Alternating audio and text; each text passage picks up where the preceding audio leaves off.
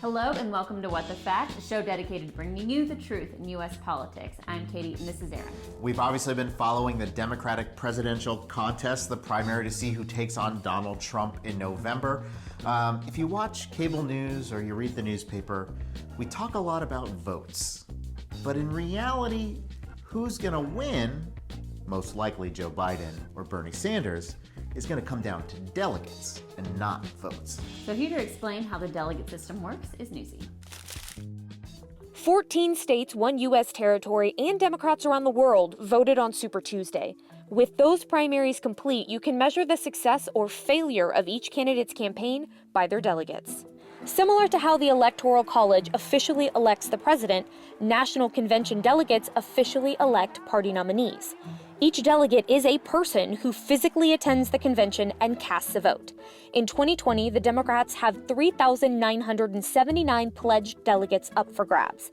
All the candidates running for the nomination are really after these people. Once they're awarded to a specific candidate, the delegates aren't required to vote for them at the convention, but they typically do. So how do candidates win these key pledged delegates? They do that by having at least 15% support in primary contests. But that 15% is calculated at the state level and the district level. So just because a candidate gets less than 15% of the vote statewide doesn't mean they're completely shut out of that state's delegates. They can still win some if they reach the 15% threshold in individual districts. Delegate totals are tracked throughout the primary season, but the vote happens at the National Convention. On the first ballot, a candidate needs 1,991 votes from pledged delegates to win. If no one gets a majority on the first ballot, they vote again, and that's when superdelegates get in the mix. Superdelegates are party leaders and elected officials, and they can vote for whoever they want. There will likely be 771 of them in 2020. So, to win the nomination on the second or any subsequent ballot, a candidate needs 2,375.5 votes. That number is not rounded up because some superdelegates only get a half vote. The Democratic National Convention is set for July 13th through 16th in Milwaukee. So that 15% threshold really matters, Katie. And let's use Alabama, a Super Tuesday state, as an example. So Alabama's probably going to vote for Donald Trump in November. But in March, for Democrats, it was important. It had 52 delegates that would be awarded to the convention. Joe Biden carried the state in a big rout. He won 63% of the vote. Bernie Sanders got 17%. Mike Bloomberg finished third with about 12%. The difference between 15% and 17% is huge because this means Bernie Sanders gets delegates from that state.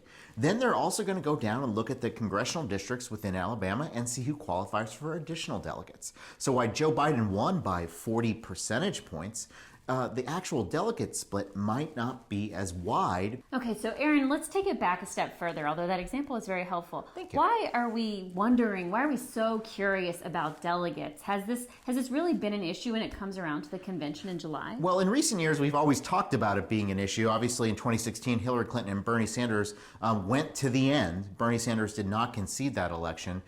Hillary Clinton, of course, won, but Bernie Sanders was trying to eke out a win throughout the process to try to get this really tight so that there was no majority of people who had delegates on the first ballot. That's kind of what we're going to see if it happens again in July. So basically, the longer primary contests go on, so the more candidates that stay in for longer, there's more of a likelihood that a contested convention might happen. It's still something that's relatively rare and something we haven't seen in decades. Okay, so the Republicans don't really have to worry about that this year, but does their convention rules, are they about the same as the Democrats? It's definitely different. First of all, they have winner-take-all primaries, which is a big deal. So, for instance, in the state of Florida, if you won the state of Florida by one vote, you won all the delegates. And that makes a big difference when it comes to making a nominee. So it makes a contested convention in the Republican process a lot more difficult.